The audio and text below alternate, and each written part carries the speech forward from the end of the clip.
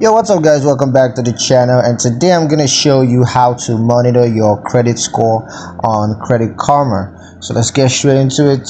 First thing you gotta do is to log into your Credit Karma account, and then you want to click on the credit score tab.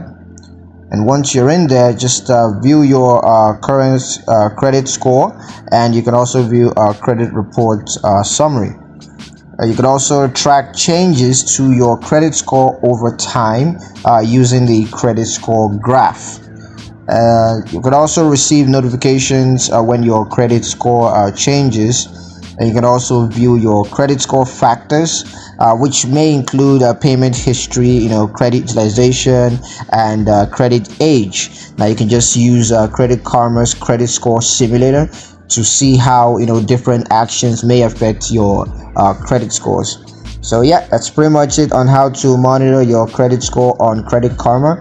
Hope you guys liked the video. Hope you found the information useful enough. If you did, like the video, comment down below, let me know what you thought, share the video with your friends, and subscribe to the channel if you haven't done so already. And I will see you guys in the next one. Peace.